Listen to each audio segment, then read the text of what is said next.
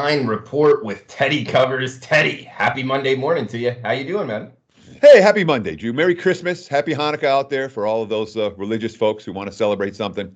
I had a craptastic weekend. Keep losing games by a hook, man. It's making me absolutely crazy. But that being said, there's a ton to be thankful for. And, of course, we've got Week 17 game to talk about. Of all the weeks, Drew, this is the week that will have the craziest line moves.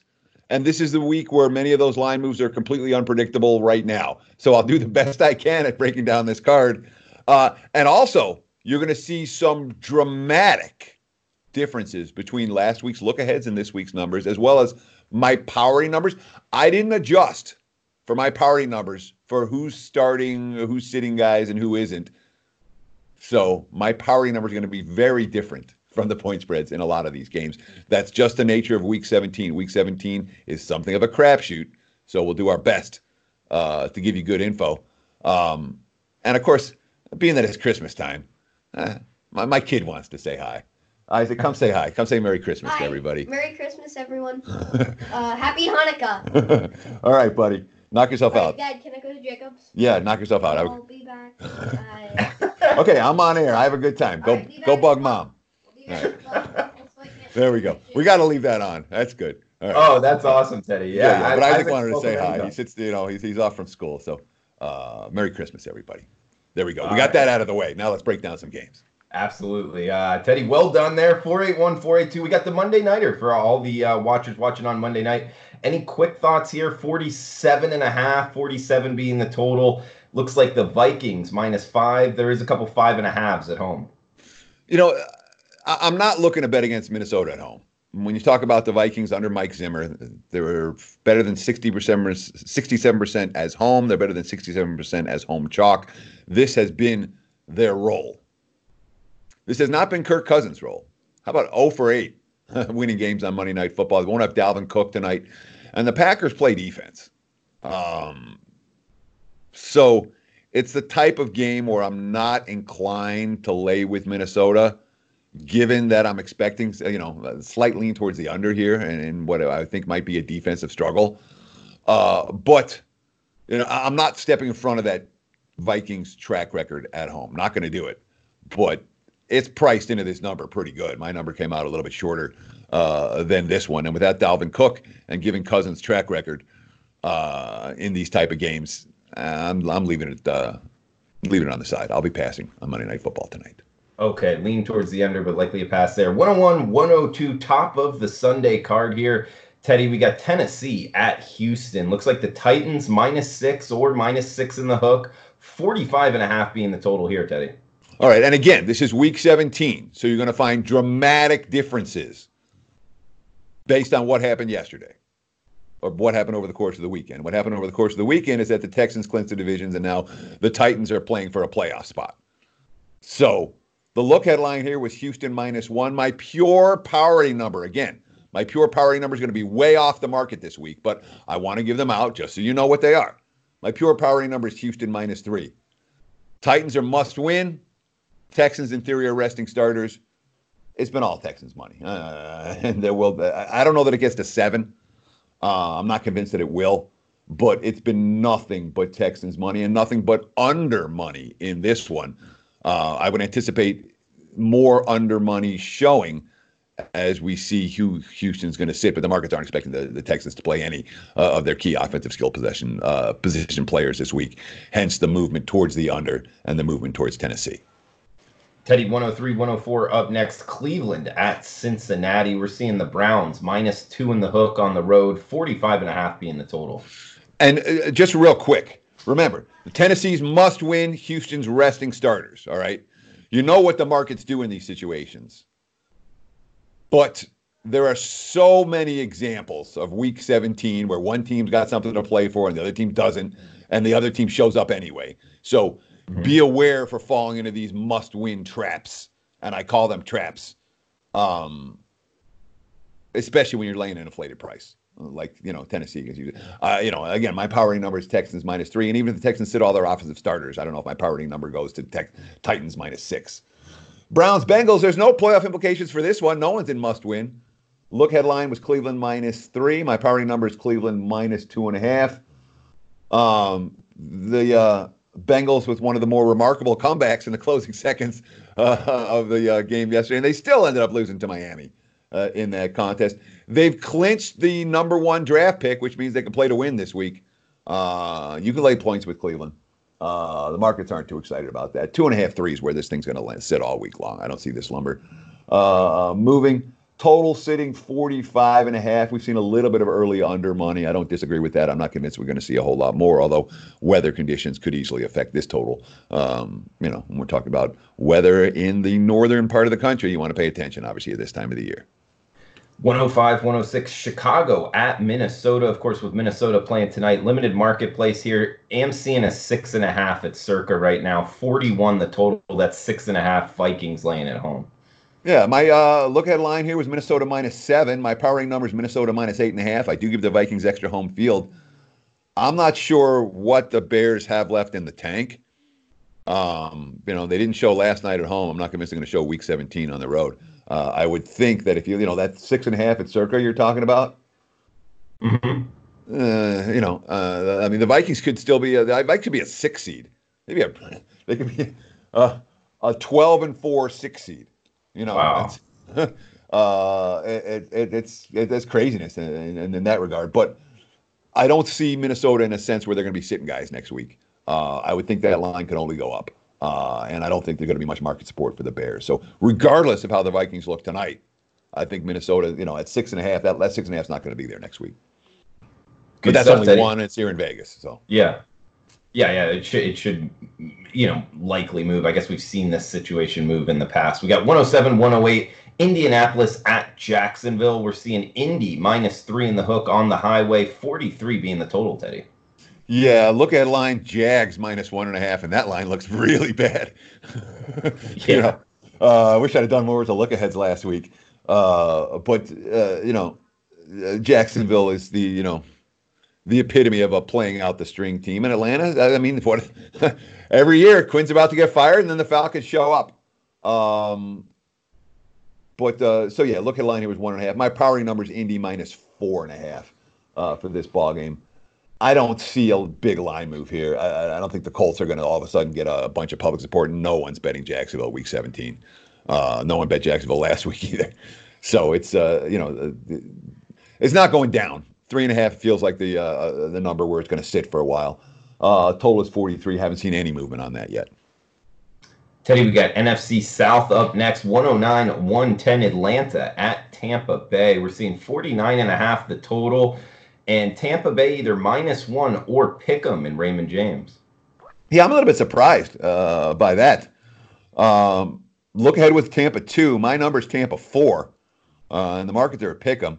I'm not so sure why they're in love with the Falcons. And yeah, they play better. And the Bucs are coming off a heavy turnover game against Houston. Still found a way to push the closing number. That's what Tampa's done. And I understand they got injuries in the secondary, and they've got injuries at wide receiver, and you certainly like the attitude of the Bucs down the stretch. They've said all the right things. They've played hard. So is Atlanta. So I guess pick 'em to me seems really short for this game. My initial lean is towards Tampa, and my numbers show Tampa here as being the way to look, and I'm surprised at the enthusiasm in the markets for the Falcons this morning. Today we got Washington at Dallas here, this NFC East matchup, 44.5 being the total. Dallas laying doubles at home, that's 10.5, or some shops even showing 11 with the Cowboys laying at home, Teddy. Let me start with this. Everyone's writing off the Cowboys because they didn't show last night again. Dallas is very live to win this division. We'll talk about Philly. And Philly's going to be in a game. And there's no walkover for the Eagles against the Giants. So if Dallas can win this one, they're still very live to save Jason Garrett's job and win the NFC East and all of that. That being said, look ahead line here was 7.5. My powering number is 8. The markets are at 11. The Redskins have played good football. Make no mistake about it. I mean, look, Washington, they play decent football. They haven't quit on the season. No, and Haskins is playing well. All right. which is something that wasn't the case earlier in the year. Haskins can throw the football around. There are certainly they have an identity under Bill Callahan that they didn't have under Gruden. They're a physical smash mouth, let's run the football type of team. They did suffer more injuries in yesterday's game, and maybe that is part of the reason why this number is as high as it is. The Redskins are a very banged-up football team, and injuries on the offensive line, on the defensive line, the receiving, whatever, everywhere for Washington. But Washington's coming with effort every week, and Dallas is must-win and being priced like it. So, again, my number is much lower. The look-ahead was much lower. From a value standpoint, the Redskins are a clear choice. Teddy, we got 113, 114 up next. New Orleans at Carolina. 13 we're seeing mostly across the board here. That's the Saints laying on the highway. 47.5 being the total here, Teddy. Yeah, look ahead was Saints minus 11. My powering number is Saints minus 12. The markets are at 13. I wouldn't be shocked if this game goes to 14. Carolina was pretty rough in Indy yesterday. And it's a Panthers defense that's since Terry Poe got hurt, they haven't been able to stop the run at all. The Saints are very much in we got to win mode. We saw them, they got punched by Tennessee yesterday early and punched repeatedly in that game. And the Saints bounced back. They punched back really well. They're at a pretty high level right now. This line can only go up. It's not going down. We're not going to see Carolina money, even after Greg Olsen went nuts on his teammates after the game. I don't know if that's going to help things going into Week 17. And Will Grier, his first NFL start, and the first time starting quarterbacks had been very good, ATS, but Grier was not good yesterday. And again, you're giving up 2 punt returns. That's all you need to know. That's an effort thing. If you give up the first and you give up a second, it'd be only Saints money here. They'll probably go 14. We could emergency betting alert this one, but there's one better because the leading indicators aren't showing that this line has to go higher than 13. I'm not convinced that it will, at least not during the week. By kickoff on game day, the public shops will all be at 14 for this ball game. So if you do like the Saints, not going to hurt you. But there's one better one for emergency betting alert because that one's right around a key number. All right, we'll have to hold off on that alert, Teddy. But we got NFC East divisional matchup here. The aforementioned Philadelphia Eagles at the New York Football Giants. Looks like Eagles -4 in the hook in MetLife. 45 being the total here, Teddy. Yeah, look ahead line here was Philly -5. My powering number is Philly -3. This is not going to be an easy game for the Eagles. Okay, if you think Philly, they won last night, and when you think about what Philly's been the last 3 weeks, which is barn burner game, you need one more of these. And Giants chucking it around with Daniel Jones. It's not like the Giants don't have any. They're hopeless. When Jones doesn't turn it over, they're not hopeless, and the Giants score points a whole lot easier than Philly does. So this is going to be a competitive game, and the Eagles going to earn the NFC East title. They're going to have to earn it. No one's going to give it to them. And again, the markets right now in this range where they're saying, yeah, well, they don't really deserve to be big chalk here. My powering number, again, lower than the markets. There's some Philly must-win being priced into this. And the Giants, they took a ton of wise guy money yesterday, and they cashed. I would not be surprised to see some wise guy support for the G-men this week. This isn't one of those that this line's going to go through the roof. There will be Giants support in the marketplace. Total standpoint, we haven't seen any movement on this one yet. Eagles are a dead nuts under team in theory when the defense doesn't get burned. Giants are a dead nuts over team. I don't see a clear choice on this total of where it's going to move. And Teddy, just a quick question on, I guess, the first week of the playoffs here with either Philadelphia or the Dallas Cowboys getting a home game as the NFC East champions. Would you see that initial money backing either the Eagles or the Cowboys at home, but likely being the underdog? Or would you think it's fading one of those two teams?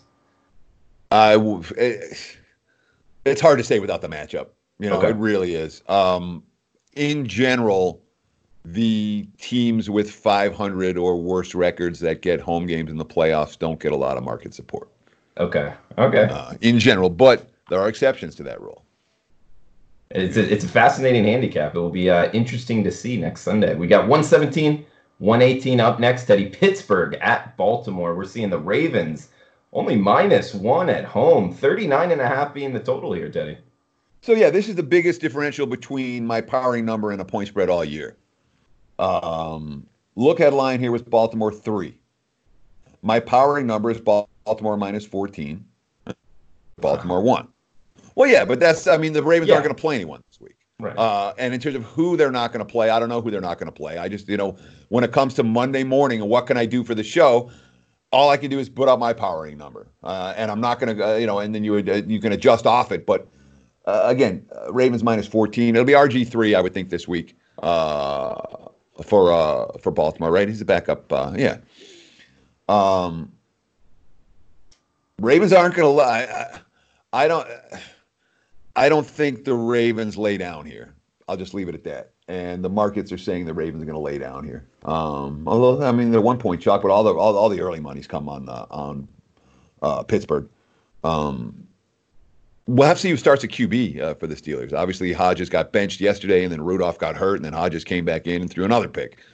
But if it's Hodges, there is a legitimate differential between Hodges and Rudolph in terms of where the number should be for Pittsburgh.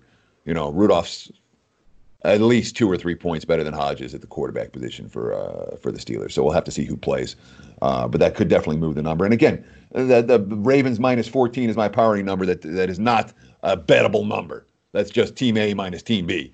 But I don't think Baltimore lays down. And especially with a bye week, I don't think Baltimore lays down for what it's worth. You think they want to have to face the Steelers again? I don't.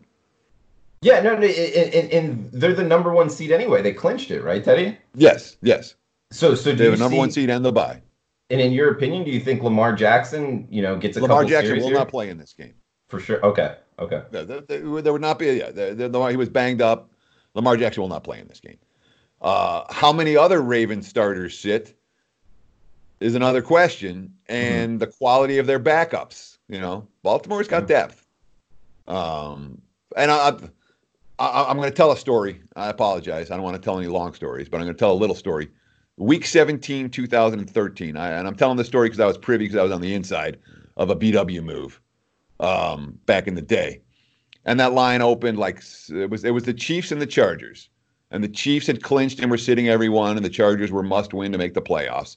And that line opened like 4.5 to 6.5, got bet up to 9.5, got bet up to 13.5, closed over 2 touchdowns. It was, as high as 15.5, 16.5. Okay. The first line had the guy sitting out. You know what I mean? The first line, the opener, had that priced in. And all the rest of the money that came was just money that's chasing steam. It was already priced into the opener. Right. And what happened? The Chargers closed, I think it was 16.5. They trailed by 10 in the fourth quarter, rallied to tie the game, and sent it to overtime and won by 3.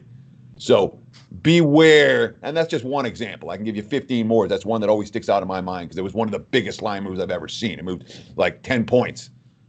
And it was already factored in the number before they moved it. So be aware of some of this stuff. They're not the bookmakers aren't sleeping. And the must-win teams they're great. They must win. Doesn't mean they have to must win by 3 touchdowns. And the dead teams that aren't going to show up, guess what? They're still playing divisional foes, and they still care, and the backups can still play. So we'll see who the Ravens sit. And Teddy, just a follow-up question to that. Do you think Week 17 is the easiest week for the sports bettors to win, or the hardest? The single hardest week. There's a lot of randomness this week. It's not a week that I'm going to go nuts by any stretch of the imagination. There are a couple of plays that stand out. We'll probably get down on them fairly early in the week. And it's not a week where I'm peppering the board with wagers. Not even maybe. There's a lot of randomness this week, a lot of static. Man, good stuff there, Teddy. Nice story. 119-120 AFC each matchup here. Teddy, New York Jets, Buffalo Bills. We got the Bills -1 at home, 36.5 being the total here, Teddy. Yeah, look headline here was Buffalo -4.5. My powering number is Buffalo -7.5, but the Bills are locked in. They have nothing to play for. And I don't know how they're going to approach this game, and the markets don't seem to know either. They will play next week, and they'll play on the road next week, so they may rest everybody here. And they may not. I don't know. Bottom line, though, is that, it's the Bills -1 in the game, but I have power rated 7.5. We're not going to see. We saw a ton of under money for the Jets last week. We saw a ton of under money for the Bills last week. This totals and both cashed. No, the Bills didn't cash, but the Jets under cashed. I would not be surprised to see under money here. We've already seen under money here. We may well see more. If you like the under, I bet that's sooner. There's still 37s out there as we speak. They may not last much longer. All right, the next AFC East matchup coming up next. But first, guys, special coupon code here for the podcast, TC199 at checkout. That's TC199 at checkout for the rest of his NFL and college football full season. That gives you every play in both the NFL and college football that Teddy releases throughout the Super Bowl, includes his prop package throughout the national championship, every bowl game from Teddy covers, both NFL and college football for $100 off at sportsmemo.com using the coupon code TC199 at checkout. That's the rest of his NFL college football season. Coupon code TC199 at checkout. We got Miami at New England up next, Teddy. Looks like the Patriots minus 16 in Foxborough, 45 being the total here, Teddy. Yeah, look ahead line here was New England minus 14.5. My powering numbers, New England minus 15. Yes, the Patriots, obviously, given the point spread, must win. They don't must win. They're in there. They already won Clint's division. They've already... but they haven't earned a first-round bye. They haven't earned a home game or anything like that in round. They can't get home field edge, but they can get the 2 seed still in the AFC. So they're being priced like they're like a must-win team. And Belichick, week 17, has been bet on all the way. Patriots always show, they always win. I've learned, Mike, like every other stupid lesson I've learned about betting against New England. It doesn't matter what the situation is. They'll always get the 2-point conversion. I'm really frustrated with the Patriots right now. I thought I had and then not that Buffalo was the right side in that game, but they sure as hell were in a wrong side. And it's always how does New England, like New England in 2-point conversions, they just make me nuts because I could think of like 10 of them. They're like, and every time I need them to make it, they miss. Every time I need them to miss it, they make. And the Patriots are making me a little bit crazy right now. I don't want to go there. That game made me freaking crazy. And not that Buffalo Buffalo made a couple of big plays, but that's what the Bills do. That's what it's not like the Bills did anything different than I expected them to do, except for give up the damn 2-point conversion.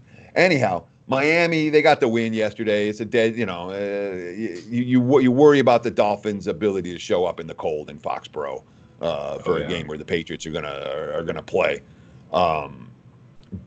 And I mean, Miami's playing these crazy games. Again, 2 weeks ago, they had a pair of veteran guards, and last week they deactivated the veteran guards, put 2 rookie guards in there, and the offensive line looks great. So, of course, different level of defensive competition this week. I wouldn't anticipate that we'll see a whole lot of Miami money between now and Sunday. Teddy, next game up, we got a limited marketplace with the Packers playing tonight, but we got Green Bay at Detroit. We're seeing Circa with a 9 in the hook. That's the Packers laying in Detroit, 41.5 being the total here, Teddy. Look headline here is 10. My powering number is 7.5. Nobody wants the Lions right now. And the market's crashed on Detroit yesterday, and Detroit even had a punt return touchdown and didn't cover the spread in that game either. It's very difficult to find Detroit money right now, and both sides of the ball, a team that's really struggling. Blau's had a rough time of late, and the defense is just getting gashed every week. Drew Lock looked great against them yesterday. One would have to imagine Aaron Rodgers would look great against them as well. And let's not think the first meeting where the Packers kind of stole it 23-22 against Detroit. I don't know if the Lions going to give that much of a battle this time around. I can anticipate that we're not likely to see a lot of Detroit money. Green Bay, even with the win tonight, is still going to need another win next week. So that's a game where, given the circumstances, likely to only see Packers money. Teddy, we got 125, 126 up next. LA Chargers at the Kansas City Chiefs. We got Chiefs laying 7 in the hook. There is an 8 out there as well at home. 46.5 the total here, Teddy. Well, look at line here is 7. My powering number is 14.5. I don't know who the Chiefs. I wasn't under the impression the Chiefs are sitting guys. And the Chargers. we saw it against the Raiders yesterday. There wasn't much there from LA in that game. Oakland wanted it more. They showed they wanted it more. The Chargers it's a divisional game. You can expect them to hang, but the Chiefs' defense isn't getting the credit that they deserve in the marketplace right now, and no one's buying KC's defense. And again, we'll have to see what the circumstances with the Chiefs, who they're going to play, who they're not. But to me, this number looks pretty cheap. Teddy, we got Arizona, LA Rams up next. Another limited marketplace here. Circa showing the Rams -7 at home, 47 the total. Yeah, we're not going to know if Kyler Murray's going to play or not until later in the week. Murray got hurt in the win yesterday against Seattle, and Brett Hundley came in and actually played, which whatever. Hundley he's made me crazy too a couple times in his career. Although he played fairly well in yesterday's game. That's a big drop off between Murray and Hundley in that contest. Although are the Rams going to bring anything here? It's hard to say. Look headline here was 7. My powering number is 7.5. And that's based on a healthy Murray, not an injured Murray. That number would be at least 10.5 if Murray doesn't go and it's Brett Hundley behind center. But again, it's a pure powering number with the Rams, and I'm not convinced the Rams will be power rated correctly for Week 17. I don't know what they're going to bring. That's one. I want to read some quotes from LA and see what they're bringing this week, because it's not an easy lay. I'll just put it that way. All right, we got 2 games left. Follow him on Twitter at Teddy_covers, 56% in the NFL over the last 5 years. You can follow me on Twitter at Drew Martin Bets. Teddy, 2 games left. The Sunday nighter, not in the last slot here, but it's San Francisco at Seattle. We're seeing the San Francisco side -3 or -3 in the hook, kind of a split marketplace here, depending where you're shopping. 47 being the total. And that sounded really bad. I'm like, it's not an easy lay with LA. I'm talking about laying the points, people. Laying the points, please. It's a family show. Yeah, exactly. It's a family show. All right, let's get that doodly-oop out. Doodly-oop. Doodly-oop. Doodly-oop. Doodly-oop. This is our emergency betting alert. This line will not hold at 3. It's going to 3.5. It's already at 3.5. It's several leading indicator books. If you want the 3, you better lay it now. And that comes even with the look-ahead line being pick'em, and even with my powering number being Seattle -1, and that's not an accurate powering number because I haven't adjusted properly for the Seahawks injuries. Seattle's injury report is really problematic. Okay. The clients and I cashed with Arizona yesterday in Seattle in large part because the Seahawks are missing 6 defensive starters, and it showed. It showed from the first play. Literally, the first half of the game is Kenyon Drake makes one cut and goes the distance, 80-yard touchdown run. And that doesn't happen when Seattle's defense is healthy and when Davion Clowney's blowing stuff up on the edge. They're not healthy. Obviously, the running back situation for Seattle's even worse, or just as bad. I mean, they lost every back that they have, or an offense that needs it. Offensive line injuries, and of course, the 49ers are playing for them. Not the Seahawks aren't, but the 49ers playing for the division. The San Fran is a very popular team, and deservedly so. They have their fair share of injuries, but they've been impressive. And in a very crappy year for season wins, which hasn't happened to me very often. We've had a couple losing seasons. We haven't really had a year like this.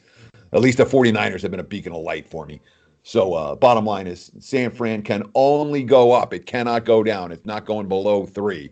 So if you like the Niners, lay the 3 now. It's very reasonable to think that this number is going to get bet up between now and kickoff. All right, Teddy, 1 game left. And guys, remember the coupon code for the podcast. Rest of the NFL and college football season with Teddy covers at sportsmemo.com for $100 off. Just go to his handicapper page there at sportsmemo.com. Check out for NFL college football rest of season using the coupon code TC199 at checkout. That will give it to you for under $200 all the way throughout the Super Bowl. You'll get his Super Bowl props package. Every play he releases week 17 in the NFL playoffs, all of them, Super Bowl props package, plus every bowl game throughout the national championship, only $199 using the coupon code TC199 at checkout. Teddy, last game here, 1-3-1, 1-3-2. Week 17, last game on the rotation for the regular season in the NFL. We got Oakland at Denver, 41 being the total, 3 in the hook. That's the Broncos laying against the last game for the Oakland Raiders, Teddy. Yeah, look headline here was Broncos -4.5. My powering number is Broncos -3.5. The Raiders needed 8 things to break right for them to make the playoffs when they went into kickoff yesterday against the Chargers. And the 4 that needed to go right yesterday all went right. By kickoff here, I think they'll be eliminated. Obviously, they'll still need 3 other things to go right, plus the win over the Broncos.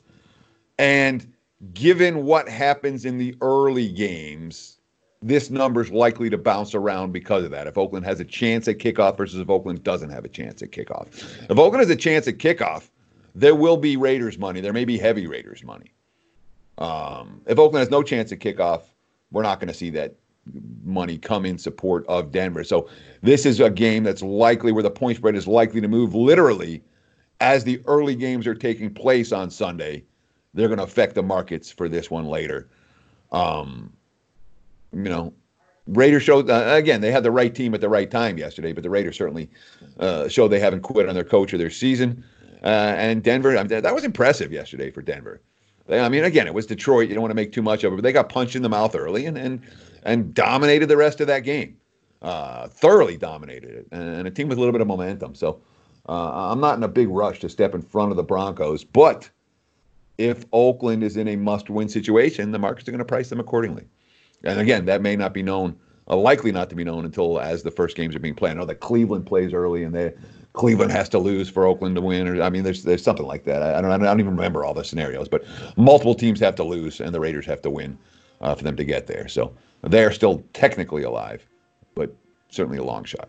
Yeah, mathematically alive. I read that like this is for sure their last game, and I guess there is a chance it won't be. So good stuff there, Teddy. And guys, check him out at sportsmemo.com. He's 203 and 158. That's 56% in the NFL since 2015. That's over the last 5 years, 56% in the NFL. And he's also, side note here, 33 and 22. That's 60%. College football bowl games the last 4 years, hitting at a 60% clip. You can get both of his NFL and college football rest of the season throughout the Super Bowl national championship for $100 off. Sportsmemo.com using the coupon code TC199 at checkout for the rest of his NFL college football full season package. Coupon code TC199 at checkout. Teddy, we'll have the NFL opening line report for the playoffs, but anything else you want to throw out before we shut it down for the regular season opening line report? I just want to say thanks, guys. Really appreciate it. We built something this football season. It's a show that I've been doing in one form or another for the better part of the last 20 years, and this is the first year that we've actually built an audience for it and gotten a doodly-oop for it and gotten, and I thank you. I really, thank you, Drew, and thank you, our viewing and listening audience. I really appreciate you guys taking time out of your busy day every Monday to hang out with us. It's awesome. I really appreciate it. And of course, we'll see if we can on to bigger and better things next year. We'll keep doing the opening line report, but we'll see. Let's see how big it can get, Drew. But thank you, guys. Merry Christmas. We enjoy the holiday. And we'll do it again next week with the playoffs opening line report. It'll be shorter, but we'll have a little bit more in-depth discussion on the games for the 4 playoff games next week, and we'll do it throughout the postseason. Heck, we'll even do it for the props, for the Super Bowl. So, we'll keep it going for another, 6 weeks still before this NFL season is done. But I want to thank you out there in viewer land, listener land. Really, thank you very much. We appreciate it. And good luck this weekend. Good luck this week. And have a Merry Christmas and Happy Hanukkah and whatever else you celebrate. Nothing but the best. Right back at you, Teddy. Merry Christmas, Happy Hanukkah. Tell Isaac we all say hi, and good cameo there by him. And yeah, guys, just a second, what Teddy said, really appreciate the growth that you guys have had a big part of, with the comments on Twitter, at Drew Martin Betts, at Teddy_covers. Love hearing it. And the comments there on the YouTube channel. Love seeing that stuff, and any advice you got for us. We're all ears here to make the show better. We really enjoy the growth. So guys, Merry Christmas from Teddy Covers, from Sports Memo. Happy Hanukkah as well. Whatever you're celebrating out there. Happy holidays. Be safe. Best of luck with your bets. And we will be back with Mid-Major Matt doing the college football Every Game on the Board podcast, doing the next week of bowl games. We'll get that posted within a couple hours, and we'll have Teddy Covers and Minty Bets back on Friday doing the NFL Every Game on the Board podcast. So for Teddy Covers, I'm Drew Martin. Guys, best of luck with your bets. See you later in the week.